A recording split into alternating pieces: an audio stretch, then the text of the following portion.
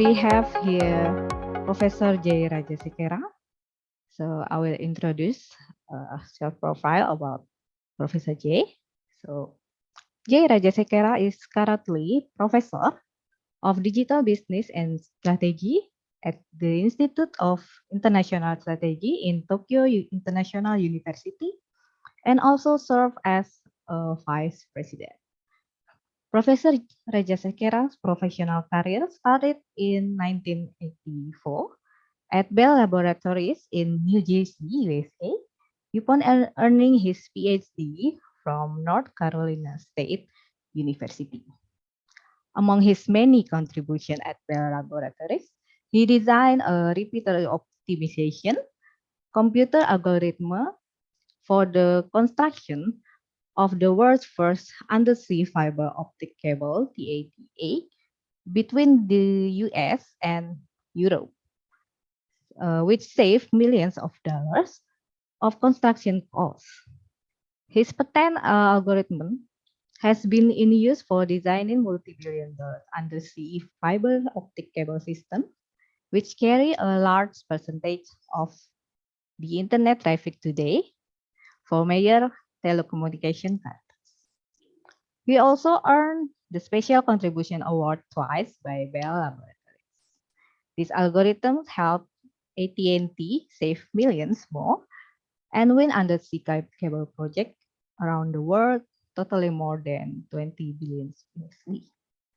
In addition, one of his online scheduling systems has been in use for accepting multi-billion dollars of orders per year at Lucent Technologies. So, Professor J, the time is yours. Thank you so much, Neela. So I'm very happy to be here in this conference. I'm now in Tokyo and talking to you from Tokyo International University of Japan, Campus 1. So I like to share my screen. Can I do that? Yes, please. Thank you. Okay.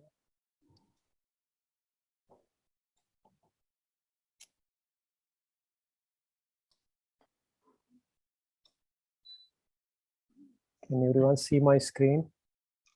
Yes. Okay, thank you so much. So today I'm going to talk about something called DXPO. And DXPO is a framework that I came up with, when I want to explain about the digital transformation to businesses. Okay, and so digital transformation, yeah, I think everyone has heard of. And the previous speaker, mentioned something called metaverse, and metaverse is also part of these digital changes that is going on in the world. So the DXPO framework, and I like to explain as the expansion of the digital transformation into process optimization. The processes are things, that when we do some activity and we go through different processes, right? And if you want to sell a car, for example, and we have to get the car, to the dealership, and then do the paperwork and do all kind of things. So those are called processes. Okay. So I like to, in fact, focus on this one, and particularly for accounting area, particularly strategic accounting. Accounting is a kind of a major pillar of business. Allocating money, getting the payments from customers, and then paying the suppliers, etc., etc. And also, allocating money for research, development, etc. So all kind of things are involved in this accounting process. And so how you apply this digital transformation in there, and based on DXPO framework. Okay, so you have to take into account the staff, the IT resources you have, if you want to use this, and in your organization, and then to understand the business process. And also, I bring something called the design thinking, and the design thinking is a kind of a new way of and not designing the products, but designing how things work. Okay, and into the picture, and then how you apply the digital technologies and how you prioritize them, which one to do first and which one to do next, etc. Okay, and so you probably have heard of something called the data-driven the decision making. With the expansion of data, things becoming computerized. The workplaces become the computerized, and the hospitals become computerized, factories become, and so much of data, and this data-driven decision making has become a major topic around the world now. How you use, before you make some decision, how to use the facts. Okay, and earlier, of course, people used to do these kind of things based on experience and looking at reports, etc. But with the expansion of the technologies, and then you can do this much more comfortably, much more quicker, and much more intelligently than we ourselves can do. Because the jobs that that we had to do also had become very complex, and so that a human, no matter what kind of human, it's very difficult to look at all the sides, in the same time. And so this kind of the data-driven process and the decision making helps us to make some better, intelligent, and more efficient solutions. So now this is a diagram, and you don't have to read all of this. Let me see, there's a chat message here. Okay, something else. I was reading a chat message I saw in this conference. So this diagram explains kind of processes. Sometimes when the processes belong to some kind of can be grouped together, and we call it an operation. For example, all the manufacturing processes, and we put together and we call manufacturing operation. And likewise, and we can say service operation. And operation is made up of these processes. Okay. And operation can be improved by improving processes. So accounting is also one such operation.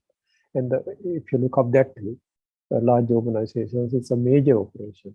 And then, if it is a business is small, it's a small operation, or sometimes we don't call it a operation. We just call it accounting process. We just call it accounting. Okay. So depending on the size, and so I explained here, and the digital transformation, as I think many of you probably heard about it, and the way that the DXPO framework works is you analyze the process, and the accounting, for example, is one important process. And DXPO is the framework for applying digital technologies strategically using digital the design thinking. Okay. I put here digital. I'm sorry. This should be design thinking. So you bring design thinking idea also into the picture, and then use the digital technologies to improve the process. Okay, using the design thinking idea. So DXPro can make accounting process also more strategic. Not just do the bookkeeping and and make the payments and pay the bills, etc., but do it in a more strategic way by looking at this framework. And so design thinking, I'm sure some of you may have seen already, and it's a process. In fact, this design thinking became big, in fact, thanks to Steve Jobs. I wrote an article, why Apple not Sony. This is a little old article, and I explain here the design thinking and how Steve Jobs, designed the first, the Apple products, starting with the iPod, then iPhone, and all these, the products that basically revolutionized, the way that we are working, and we are doing business and everything. And so after his use of this design thinking, in fact, it became prominent. And those business schools, like Stanford University, etc., Harvard University, big schools, they picked up, and then they became now a major kind of a discussion in the business world. And this design thinking goes through 5 stages, basically. One is you emphasize. You emphasize with the customer. Say you are making any product. In the accounting process, many times it's an internal thing. So your customers are maybe majority of them are maybe the people who are doing this accounting thing in the organization, staff people, etc. And you think about their job, and so that's what we call empathize. You take their role and see what kind of pain. Sometimes when you do some of this your job, you find a lot of difficulties to do your job, and you find it very inefficient. You copy the same thing over and over again, and you have to find some information and the other information. You have to go somewhere else, etc. So inefficiency and the quality of work. Sometimes you make errors because they are not, it's very difficult to check all the lines, so this is one part of the design thinking process, empathize with as a customer. Then you refine, and you think about, and what kind of things that you may need, to improve this thing, to make it easier for the user, for the person that who's suffering. We call it pain, going through the pain of doing their business, and sometimes it could be a person, sometimes it could be another process there. Through that process, the products, for example, in a factory, the factory is not making the machine which make that product making a lot of errors. Okay, so when you look up the person operator of that machine, the major trouble now is how to reduce this problem, of making that bad products, right? So something you have to do with that machine, and so then you ideate it, and meaning that you brainstorm, and you brainstorm with people. Now this is where the people come. So you need people who could understand this, what is going on, and this is a major point for digital transformation. Can you do this digitally? For example, the machines that make bad products, and sometimes you cannot inspect all the products. So there are a lot of new ways now to monitor these things, and the electronically, through sensors, etc. And thereby you gradually improve the machine using the like the Deming cycle, etc., etc. And then you make a prototype of this solution, and then you test it. Okay, so this is called the design thinking process. And here there are two things. One is to discuss this number 2 point that you see in green. You need good people who would understand this and who could immediately see a solution. That's what Steve Jobs did. When he saw something, and when people, in the old days, somebody putting buttons in their phones, and he realized, oh, can we do this, in the electronically, have a touch screen?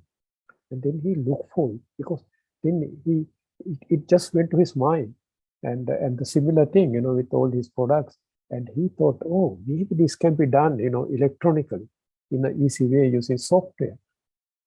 So you need some kind of people. I'm not talking like you have Steve Jobs in all the organization, but somebody who understands the very basic ones, that you can do this electronically. That's all you need. There are a lot of people, once you do pass that step, you can find a lot of people to do it, but you must understand. And then, you do it, and then prototype, and this is the other people, okay? And so this is based on this article I mentioned. So in the digital transformation processes, I've seen, based on my own research, there are 3 ways that this digital transformation have worked in the world. In the old days, usually the big companies, with the big IT resources, they used to do it. They have people, IT people, and they know what is going on in the business, and then they can do it. But other companies who don't have that thing, and they couldn't do it. And then, there's some people over the time, And some internal people got hold of these IT ideas, but they don't have the resources, you know, and they to do the job. So the second option that after the first one, the big companies using the technology was the medium size and the large companies which didn't have IT kind of organizations, big IT. They are not the mainstream IT companies like IBM, the Microsoft, etc. Not that type of IT companies, but banks, the hospitals, big manufacturers, etc. And then they had some people who would understand this thing. This can be done using technology. And then they didn't have the resources. They tied up with the strategic part. Okay.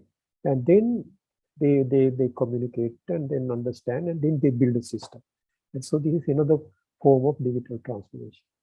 And then the things go a little bit into the small, medium-sized companies, and the companies, like schools, universities, hospitals, etc. They have very weak IT departments. Particularly in Japan, for example, if you go to a hospital, the IT department is just maintenance. They change the printers, the toners, and they keep track of the network and all those things. But somebody else and do the IT work. And so I would classify them as weak internally. But these days also these weak companies and they have gotten used to cloud because they don't have people to maintain their heavy IT resources infrastructure. So they're relying on the cloud. So they have cloud partners. So these are three cases I like to discuss. And then when it goes to the processes also, and you can think about the process, the customer-oriented process. Somebody who's using the process or who's getting the benefit of that process, and they are the customers, and they have pain points. So you make a product, and that product is not good quality. So the customers, are the people who buy that product, and then they complain, oh, this is not good, it doesn't work. And on the same time, customers can be internal people in an organization. And they always complain, oh God, this is taking too much time. This one, this one, and it's very easy to make errors, etc. So these are the pain points of customers. It can be internal, it can be outside.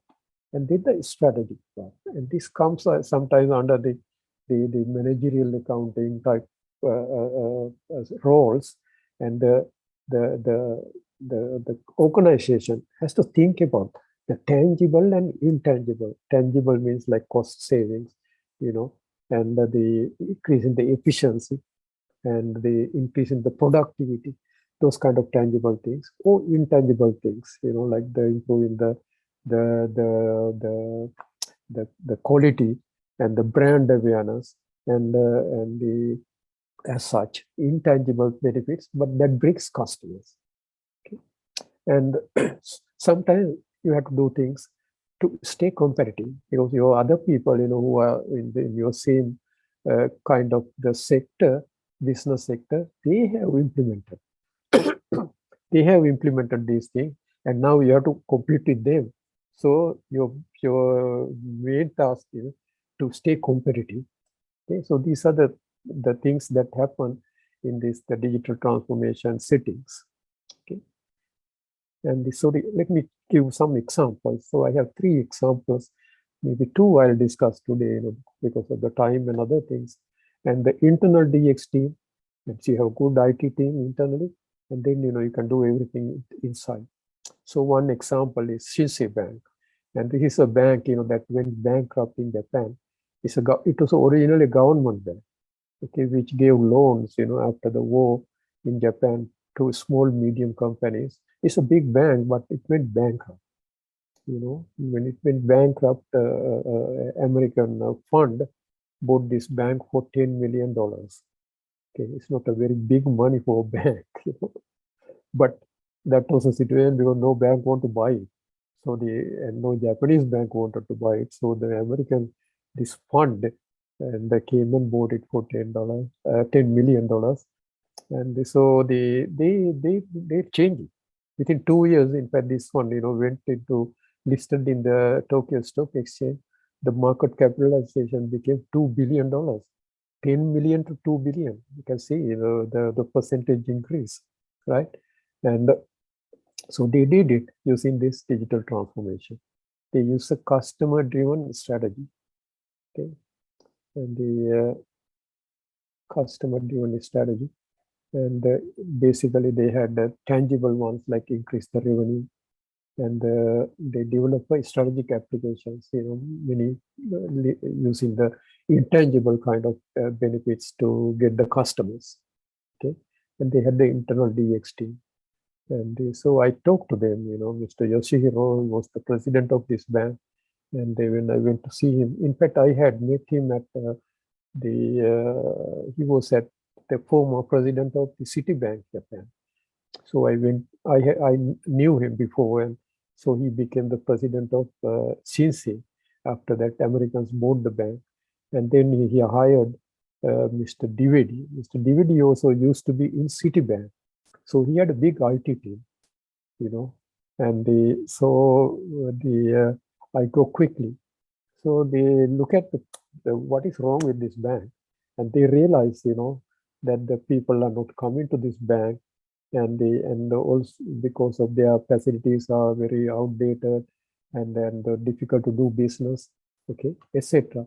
And they also notice the macro kind of changes going on in Japan. The number of the individual banking, the consumer banking became more prominent. People started, building homes, they get loans and stuff like that. And so the consumer banking became big, while the corporate banking sector kind of decreasing. This happened because due to that time, the Japan was going through some the reorganization of their business caused by the banking crisis. And so this was going down, and the consumer banking increasing. So they wanted to attract consumers more, okay, by giving them something benefits.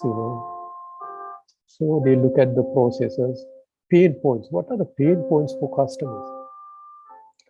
And I'm sorry if you had heard that bill. I'm in my office in TIU, and so we have some changing of time. It's at 12:30 here in Tokyo, and so this is a bill, for the lunch break.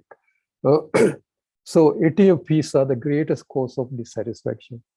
So many Japanese charge ATM fees when you transfer the money, from one account to the other. There's a charge, and so if you want to get more customers, they thought, oh, this is a good place to attack. Let's make it free, and then people will come. And so this is just one example. They have so many other things too, and the various touch screens, and and then and also for foreigners in Tokyo, they can change it to language to English, etc. And and the intuitive interfaces. Sometimes the interfaces in Japanese ATMs very difficult to figure out, and even for Japanese, and so make them intuitive, easy to use, and they use digital technologies, and by doing so, the bank, and they cut down the cost of their impact for doing all of them, and this is a little diagram, little chart I made after talking to them, the LTBC, and they spend their annual budget of 200 billion yen, okay, and but the typical, I'm sorry, the LTBC was the previous, before the bankruptcy, okay, the previous bank, LTCB, spent 200 billion. It's almost like $2 billion, okay, for their IT budget. And this news, the Shinsei did it we cut down it to almost like $10 billion. Imagine, 200 billion to 10 billion, big decrease, right? But they did it, with the using the digital technologies. So when I went to see them, in fact, Mr. Yoshiro, over here, And Mr. DVD told me after they set up this system, the world's biggest the computer company came to them, see how they did it. And also the biggest telecommunication company in Japan came to see them. He didn't want to name the names, the companies, but he said they just came here to see what we did. So that shows, how kind of new and that time and the revolutionary this kind of the digital transformation in this financial sector, and which is also related to accounting. Okay, and my second the one that I like to share with you is internal, but not very strong, and but they had some people and who could see this can be done using technology. Okay. So this one, they found a strategic partner. The internal company is Toyota, and the strategic partner is SAP. Okay, this is now SAP. I believe everyone had heard, because they are very big on accounting. Also, they have an accounting module, and some schools teach them also, as a practical course in accounting using SAP cloud. So, but this happened, number of years ago, and they Toyota had the deal with SAP, and so the company and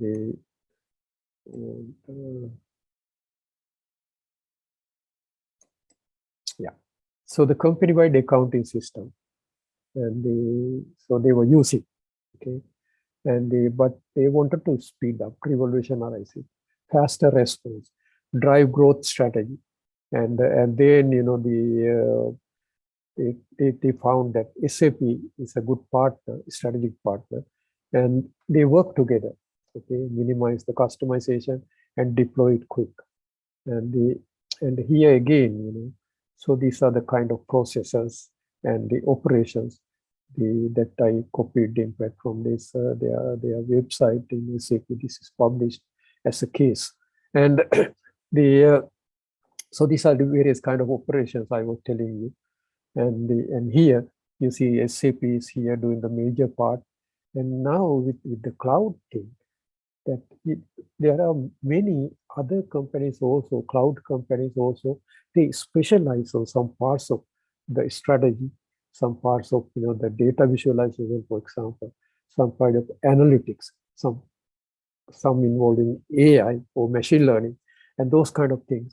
Now also involved that probably they do better or cheaper than SAP. So they also can tap in and do the parts of the jobs. So this is a big picture.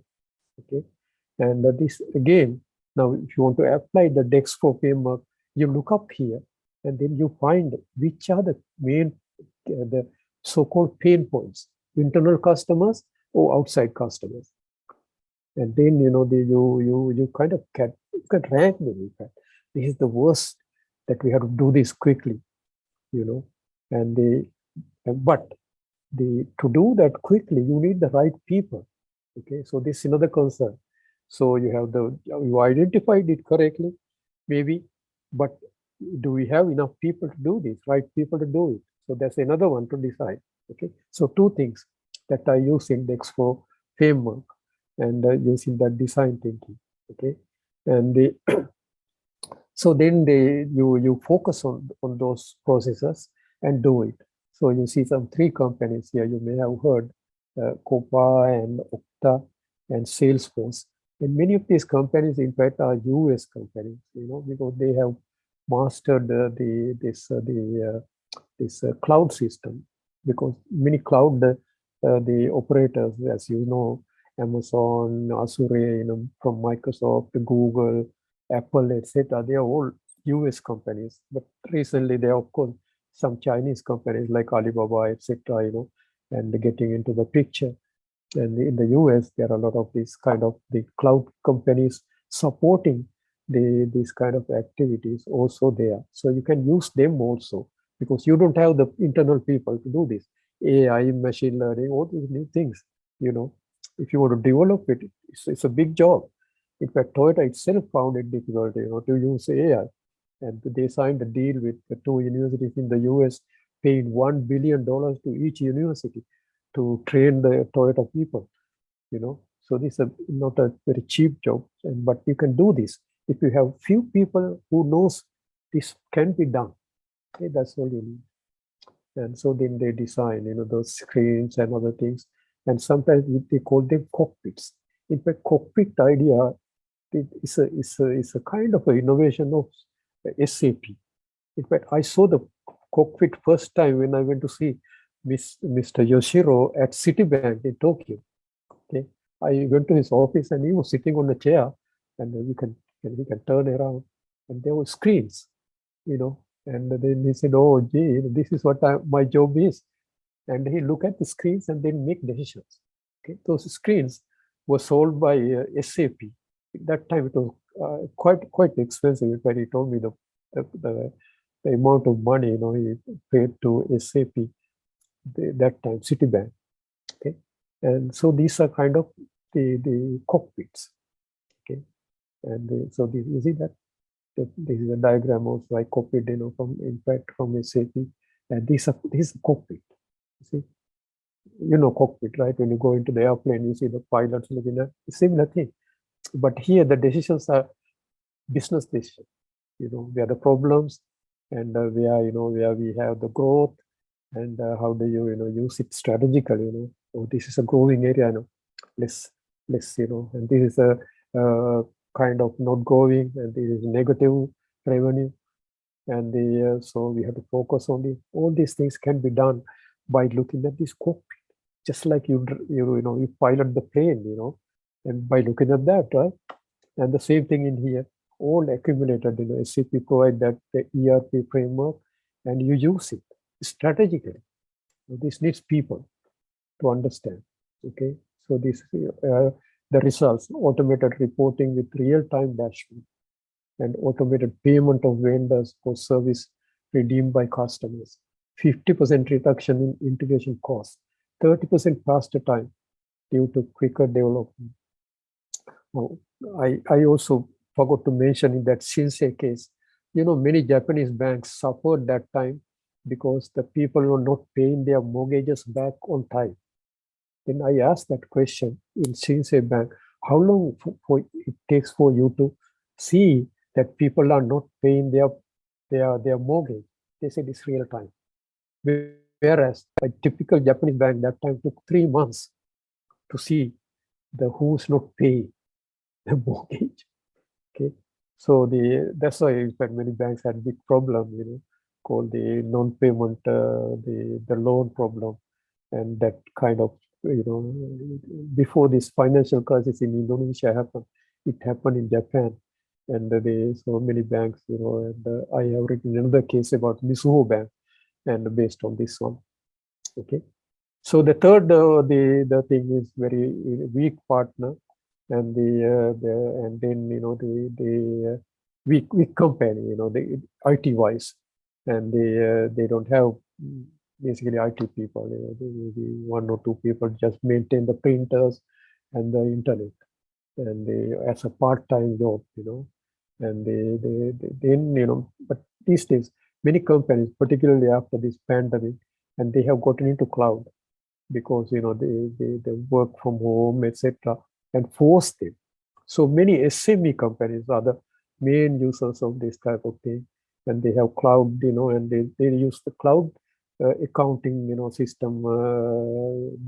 The people too, you know, there are many cloud accounting systems for SMEs now in the FreshBooks, QuickBooks, etc., that you may have heard, right? So these are the 3 stages, you know, that the companies go through. Some big companies, very large companies still have their internal, you know, accounting is internal, you know, using that, you know, sometimes some of them completely internal. And I read recently that about only maybe 50% of the big companies use this, the third party accounting, you know, because they are legacy systems, you know, and insurance companies, etc., you know, and so they have their own accounting departments, very big, but they are gradually moving to the cloud because of the security and also the inefficiency. You know, the internal one is very inefficient and costly. Okay? So the DXPO strategic accounting, and you look at the old system, you need internal IT experts. What they do is they propose the idea, they get budget, and then hire the staff and deploy the process optimization as a strategy. New one is strategic leadership. Okay, and you use design thinking. People now know that there's something called design thinking, and find pain points. Implementing strategy, you look at again internal and the cloud, the internal, depending again on the size of the company, and their IT department. And sometimes they have big IT, sometimes they don't have. And IT departments are going down, in fact, recently, even in big IT companies, and the IT kind of, like Tesla, for example, and they are cutting down the internal IT teams. And then, they have to use the cloud. And then, you use the local, the DX experts also. There are, in fact, many on the internet now. There are people, who provide, you can hire them, quickly, but you need somebody internally to use them. Okay, and you can. There are a lot of job sites like Upwork, etc., and which list up these people. You may have heard in the United States, a lot of people working in the companies, they're quitting. But they are not quitting. They are quitting, and then they are finding jobs in these sites that they offer freelancing. Okay, so a lot of these freelancing people are also there, particularly for SME type people and accounting jobs, and you can use these people cheaper. Okay, and now how do you decide, strategically this part? So I created this chart, and so accounting process, you look at the processes. Let's go P1, P2, P3. These are different processes. Okay, I just give them. Then use the design thinking, and then based on design thinking, you can check what is the customer value for this process. How much value in terms of customers bring to the company. So you give a scale of 1 to 10, and you give some points. Okay, this is very important. Okay, as a process, and because this is where the customers suffer most, or this is more strategically tangible, intangible, and you give points. And then implementation team. Okay, and now you have to be careful, to put this number. This also 10 means you have the team already. Okay, but if you don't have the team, then you cannot give a high number. You give a low number. Okay, so by doing that, you multiply these two and you get a number. I call it impact. Okay, so impact, and then you can rank the impact.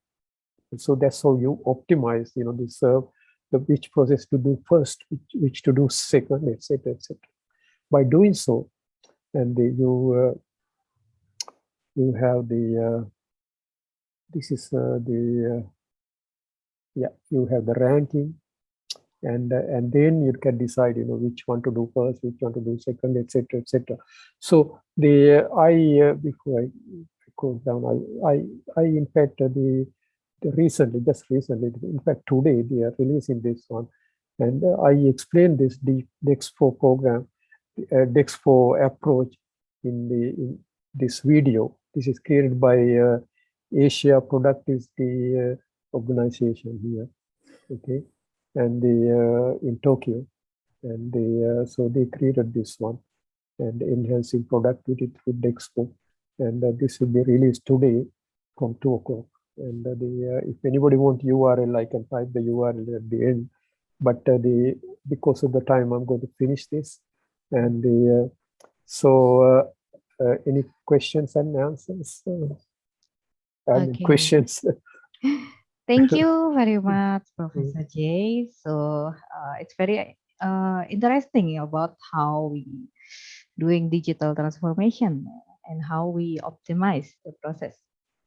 So for the Q&A session, it will be held after all keynote speakers finish their presentation. So we will now move on to our next speaker. Is that okay?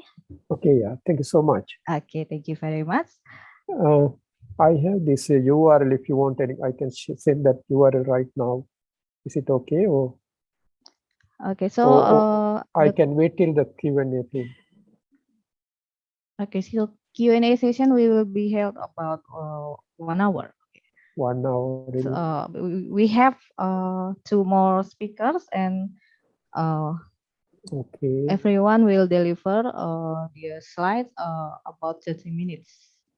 Yeah, I have a paper on that with the Toyota versus Apple paper, and if somebody wants, and I can also this is my email address if somebody want to contact me, and Okay. I can send those things, and yeah, and the URL for that this presentation, and Okay, thank you very much. Yes. yeah, I can send that to you also. And from Okay. today 2 p.m.